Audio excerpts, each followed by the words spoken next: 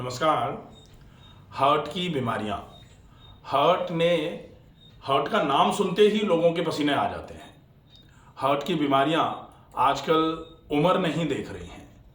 20 साल से लेकर के 50 साल तक के किसी भी व्यक्ति को किसी भी समय बहुत सारे ऐसे प्रॉब्लम्स हो रहे हैं कि कोई डीजे पर गिर जा रहा है, कोई हल्दी लगाते लगाते शादी में गिर जा रहा है, कोई जिम में गिर जा रहा है, कोई जिम में ट्रेडमिल पर दौड़ते दौड़ते गिर जा रहा है।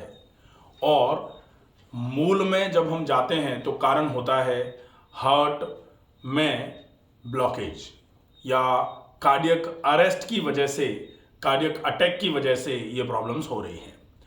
जिन लोगों को बहुत सही समय पर हॉस्पिटल तक पहुंचा दिया जाता है वो लोग जीवन को बचा लेते हैं।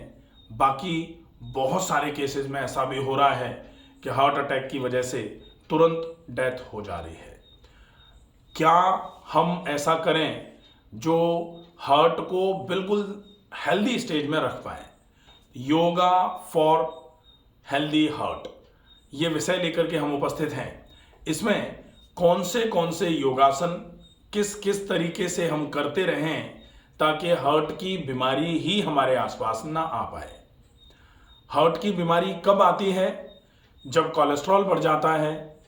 कोलेस्ट्रॉल के बढ़ने की वजह से हार्ट पर खून की नलियों में ब्लॉकेज आना चालू हो जाते हैं और ब्लॉकेज अगर 80, 85, 90, 95% तक हैं तो निश्चित ही वो कभी भी आपके दरवाजे पर दस्तक दे सकते हैं हार्ट अटैक की समस्या को लेकर। ब्लॉकेज सामान्य तौर पर अगर पहले पता लग जाए तो ब्लॉकेज को मैनेज करना बहुत मुश्किल नहीं होता है, लेकिन एकदम से जब इंसान गिर जाता है तब हम चेतते हैं, तब हम सोचते हैं कि ऐसा क्या हो रहा है जिसकी वजह से आज इतनी भयावह स्थिति आ गई। छोटी मोटी जो चेंजेस हैं, छोटे मोटे चेंजेस, परिवर्तन जो आते हैं शरीर में, अगर हम उनको देखते रहें तो निश्चित ही हम अपने हार्ट की बड़ी बीमारी को होने से रोक सकते हैं। दैनिक जीवन में यदि हम इन 10 योगा की एक्सरसाइजेस का फॉलोअप करेंगे तो निश्चित ही हम अपने हार्ट को फेल होने से, कार्डियक अरेस्ट आने से बचा सकते हैं। कौन से योगासन हैं, उनको किस किस तरीके से किया जाना चाहिए, इसके लिए डेमो देने के लिए उपस्थित हैं हमारे साथ डॉक्टर भरत। ये आपको एक्सरसाइजेस किस तरीके से करनी है, आसन का सही पोस्चर क्या होना चाहिए, इसको बताने के लिए डेमो देंगे। डेमो में हम आपको सिखाएंगे कि कौन सा आसन किस तरीके से आपको करना चाहिए। अगर आपको हार्ट की बीमारी अभी नहीं है और आप इन योगासनों का अभ्यास करेंगे तो निश्चित ही भविष्य में भी आप हार्ट की किसी भी बीमारी से बचे रह सकते हैं। सबसे पहले हम खड़े होकर करने वाले आसनों का अभ्यास करते हैं, तो डॉक्टर भरत से रिक्वेस्ट है खड़े होकर करने वाले आसनों के डेमो के लिए सीधे खड़े हो जाएं। खड़े होकर करने वाले आसनों में पहला आसन हम करेंगे त्रिकोणासन। त्रिकोणासन, अगर हमारा वजन ज़्यादा है, हमने चेक कराया है कोलेस्ट्रॉल थोड़ा ज़्यादा है, लेकिन हार्ट की कोई जांचें अभी हमने नहीं कराई हैं, हम अपने वजन को कम करना चाह रहे हैं, हम बढ़े हुए कोलेस्ट्रॉल को कम करना चाह रहे हैं, तो भी ये त्रिकोणासन हमारे लिए उपयोगी है। और हार्ट की बीमारी अभी हमको हुई नहीं है, भविष्य में हम इस बीमारी से अगर बचना चाह रहे हैं तो भी ये त्रिकोणासन का अभ्यास हमारे लिए अति उपयोगी माना जाएगा। त्रिकोणासन के लिए दोनों पैरों के बीच में 2 से 2.5 फीट का फासला, दोनों हाथ शरीर के बगल में, श्वास को भरते हुए दोनों हाथों को कंधे के बराबर ऊंचाई में उठाया और अब श्वास को छोड़ते हुए दाहिने हाथ को बाएं पैर के पंजे पर लगाना है। दाएं हाथ को बाएं पैर के पंजे पर लगाना है। अब जो हाथ ऊपर है उस हाथ की हथेली पर आपको अपनी नज़र को रखना है, मतलब गर्दन को भी ट्विस्ट रखना है। आपके सीने में भी टॉर्क का इफेक्ट आया हुआ है, आपके पेट पर बेंडिंग और ट्विस्टिंग का इफेक्ट आया हुआ है। ये आपके हार्ट की एफिशिएंसी को जनरेट करने का काम करेगा, आपके वजन को कम करने का काम करेगा और आपके फेफड़ों में ट्विस्टिंग इफेक्ट आ रहा है, इसलिए फेफड़ों की क्षमता को बढ़ाने में भी ये आसन हमारी बहुत अच्छे तरीके से मदद करता है। तो पहला योगासन त्रिकोणासन हमने किया, श्वास को छोड़ते हुए आसन में गए थे, श्वास को धीरे से भरते हुए आसन से वापस आएंगे। श्वास को भरते हुए दोनों हाथ कंधों के बराबर ऊंचाई में और श्वास को छोड़ते हुए धीरे से हाथ को नीचे लेकर के आ जाएंगे। दोनों तरफ से इस आसन का अभ्यास कर सकते हैं। अब हम दूसरा आसन करेंगे। दूसरे आसन का नाम है उत्कटासन। उत्कटासन के लिए दोनों पैर मिले हुए, दोनों पैरों को मिला के रखना है, दोनों हाथ फ्रंट थाइस पर, श्वास को हम भरते हुए दोनों हाथों को कंधों के बराबर ऊंचाई में सामने की ओर उठा लेंगे। अब श्वास को छोड़ते हुए घुटनों को मोड़ते हुए imaginary chair pose Utkatasana. Imaginary chair pose, श्वास को छोड़ेंगे, धीरे से घुटनों को मोड़ेंगे और नीचे की तरफ बैठने की कोशिश करेंगे जैसे हम कुर्सी पर बैठते हैं। हम ये मान लेंगे कि कुर्सी रखी हुई है और हम कुर्सी पर बैठने की कोशिश कर रहे हैं। अगर हम इस आसन का अभ्यास करते हैं तो ये आसन हमारे पैरों को मजबूत करने के साथ साथ कमर को मजबूत करने का काम करता है। पेट पर थोड़ा सा जोर पड़ता है, इसलिए ये एब्डोमिनल डिसऑर्डर्स के लिए काफ़ी इफेक्टिव है। श्वास को छोड़ते हुए आप इस आसन में गए थे, आप चाहें तो इस आसन में जब तक रुकते हैं तब तक श्वास को भरना छोड़ना जारी रख सकते हैं। श्वास को छोड़ते हुए आसन में गए थे, श्वास को भरते हुए धीरे से पूरा ऊपर आ जाएंगे, श्वास को छोड़ते हुए हाथों को धीरे से नीचे लेकर के आएंगे। दूसरा आसन। अब हम तीसरा आसन है सेतुबंधासन। सीधे लेट करके करने वाला आसन है। तो सेतुबंधासन के लिए हम सीधे लेट जाएंगे।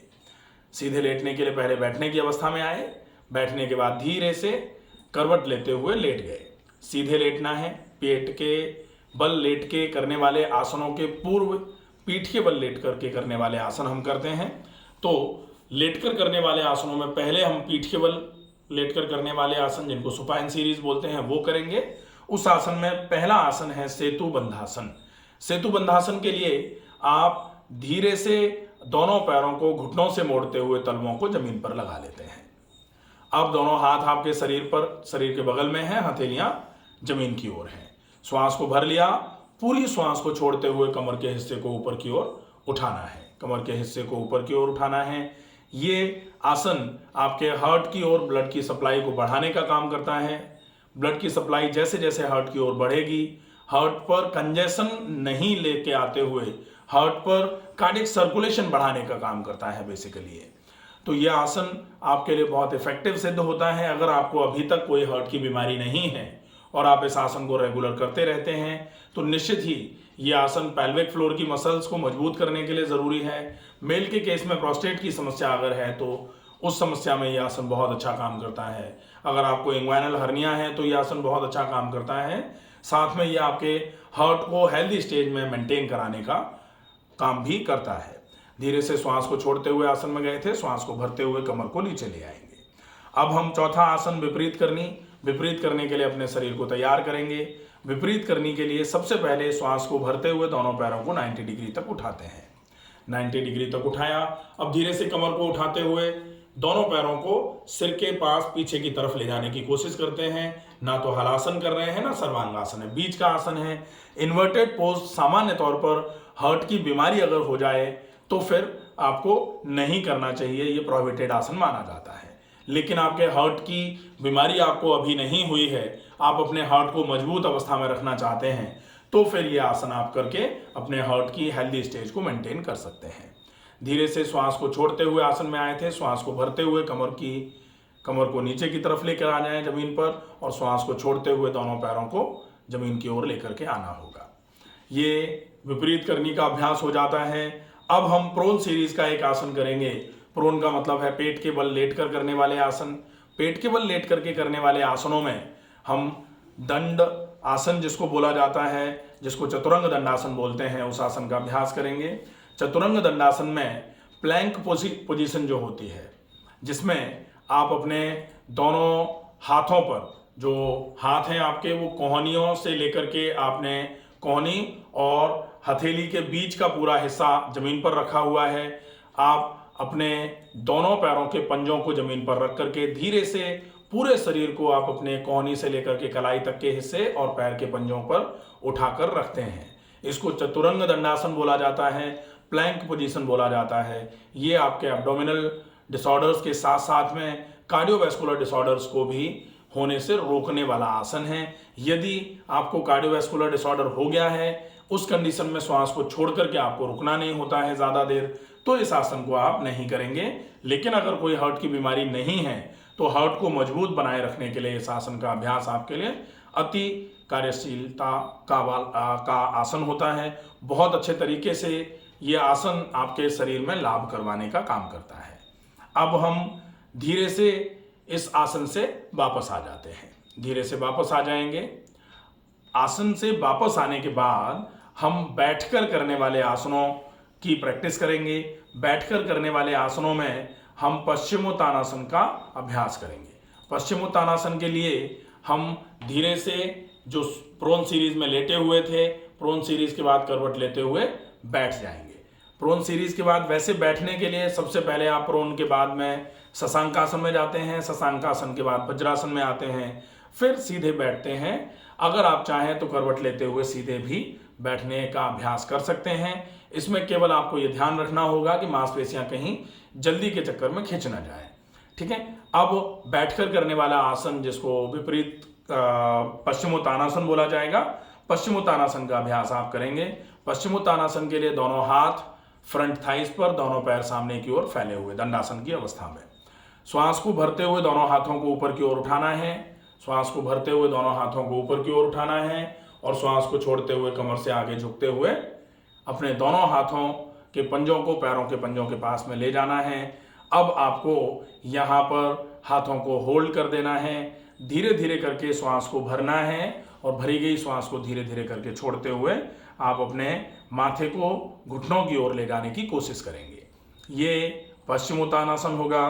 पश्चिमोत्तानासन का अभ्यास आप लगभग 30 सेकंड से लेकर के 3 मिनट के बीच में जितना आपसे आसानी से हो जाए उतना आज धीरे धीरे करके रोज बढ़ाते जाते हुए 3 मिनट तक का अभ्यास कर सकते हैं।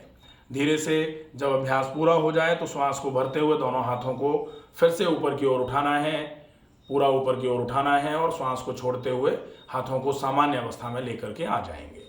ये आसन हो जाते हैं। 6 आसन हुए। अब हम आसन के बाद में हार्ट को अगर मजबूत रखना चाह रहे हैं तो प्राणायाम का अभ्यास करेंगे। प्राणायाम में मूल रूप से वैसे 3 प्राणायाम और 1 ओमकार का उच्चारण।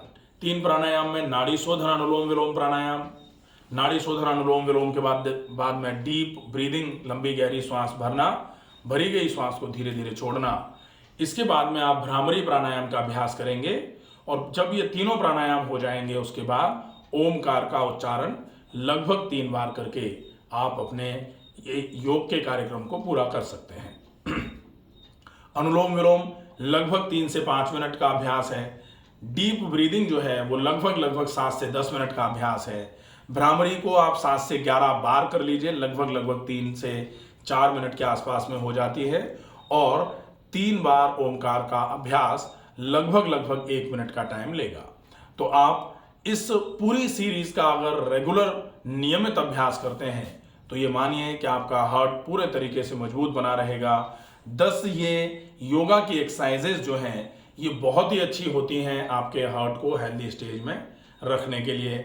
आपके हार्ट को बिल्कुल मजबूत बना के रखने का काम करेंगे ये योग के व्यायाम। इनका अभ्यास नियमित रूप से करिए। स्वस्थ रहिए, सुरक्षित रहिए। धन्यवाद।